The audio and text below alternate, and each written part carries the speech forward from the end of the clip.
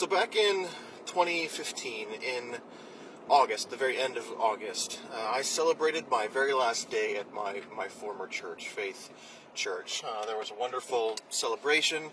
Lots of people showed up, honored me, gave me gifts, spoke words of encouragement to me, for me, and it was a sweet sorrow to be leaving. I was looking for my next opportunity, and while I was choosing to stay in Washington, I wasn't staying at that church, and that church had become very much, family to me, being out here on my own in Washington. Now, I ended up staying in the Kent area for 2 more months, looking for work, wanting to stay kind of planted there with the people in the area that I'd so come to love. And at the end of October, it became apparent that I just couldn't stay any longer. Money was running out. I wasn't finding work. My roommate was also having to leave, so we weren't going to be able to, split costs of the apartment together.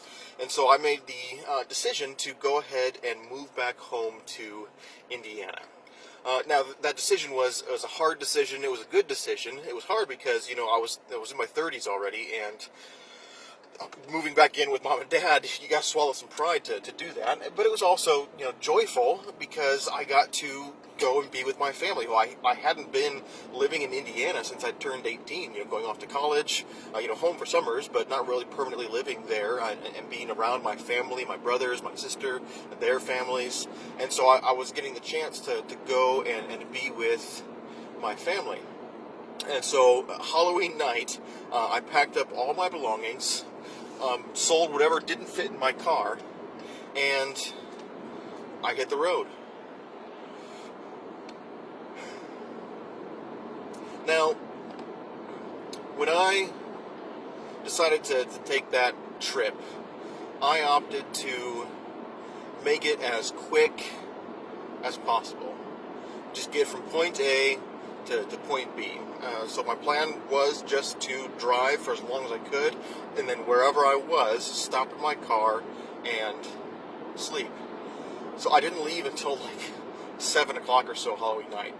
I'm a procrastinator, to be forever. I mean, it was the last day that I could be in the apartment. I had to be out by November 1st. So finally I got it all packed up and the apartment cleared and everything, and walked through and left at 7 p.m. And I remember I drove for about 5 hours, and I made it over across the border into Idaho, and slept in my car at a rest stop there in Idaho. And then, across the next 2 days, I finished the drive over the next 2 days, driving 14, 15 hours each day, sleeping for, 5 or 6, as best as I could in my car, until finally arriving there in northwest Indiana. I think it was about 31 hours of drive time in total that I did from October 31st, which was, I think, a Thursday, and I arrived Sunday evening. So, what does that have to do with joy? Hebrews 12:1 and 2 says, "Therefore, since we are surrounded by such a great cloud of witnesses, let us throw off everything that hinders, the sin that so easily entangles, and let us run with perseverance the race marked out for us. Let us fix our eyes on Jesus, the author and perfecter of our faith, who for the joy set before him endured the cross, scorning its shame, and sat down at the right hand of the throne of God." When I think about this idea that for the joy set before Jesus, he endured everything that he did, that there was a joy out in front of him that impacted what he was doing, what his experience was. You see, joy, I think, is the reminder of my destination. That I am going somewhere that is worth this. That is worth the time. That is worth the difficulty. That is worth the hardship. But instead of it just being about the destination, I think it impacts the journey. So I know a lot of you like to road trip. You have RVs, you travel, you go places, and you know that, yeah, it's great to get where you're going, but sometimes the fun is just in the drive, in getting to see the sights. You know, I had the opportunity on my drive from Seattle to essentially Chicago to stop and see some incredible things if I wanted to. Not too far were the deviations to go and to see Yellowstone, to see some really, really neat things. But I just wanted to get to my destination.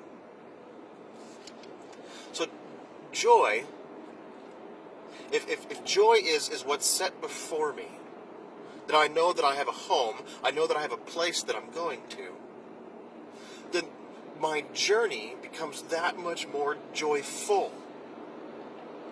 Because I know where I'm going. I don't need to rush to get there. I can enjoy the journey, because if it's just about rushing to get there, then we're missing the point. But joy, I think, is meant to be this idea that, okay, I have this secure hope, I have this secure place, I have this secure experience that I'm looking forward to, that I'm heading towards.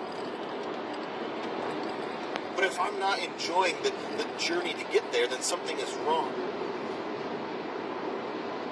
And joy means that, when I get pulled over, when I have my tire go flat on the highway, when I have these situations, I don't have to, in the moment, necessarily be, oh, happy, joy, yay, this happened to me.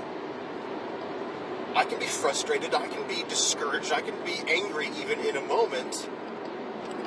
But joy reminds me that moment isn't everything. That there's more to the journey, because I'm going somewhere. My direction matters. When I was in college down in Arkansas, there was one Christmas break where I was driving home, again, to see my family, and a blizzard came while I was on my drive. And I remember I was behind a semi-truck. We're doing about 45 miles an hour on the highway. And the snow from the wind was drifting up into the road and starting to kind of, be where you're going to catch it on the tires. Because of the traffic on the roads were relatively clear, starting to get a little slick, but relatively clear. But the snow that was blowing in actually was probably worse than snow that was falling. And I was behind this semi, and just a draft of wind caught me and kind of pulled me a little bit left, and it was just enough to kind of take my tires into some deeper snow, and it pulled me right off the road. And I tried to get out, but I was stuck. I was stranded. I was in Illinois, still about 3-4 hours or so from my parents' house in Indiana. And I ended up, getting lucky, getting blessed. A police officer happened to drive by, see me, gave me a lift to the closest town. I think my parents wired me some money so I could pay for a motel room and call a tow truck that would pull my car out in the morning. See, we all have breakdowns. We all have moments where things go bad, where things go wrong. But I want you to remember that those moments are not your destination. They're difficult, yes. They're hard, yes. But for the joy set before you, persevere. That is the race that has been marked out for us.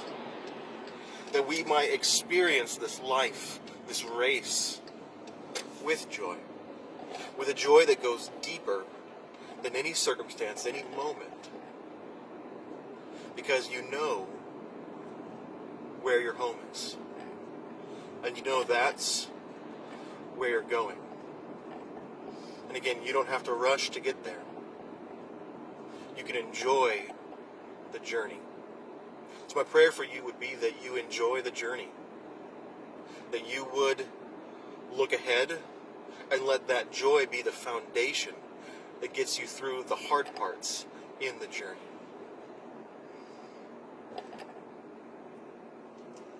May you today fix your eyes on Jesus, the author and the perfecter of your faith, who for the joy set before him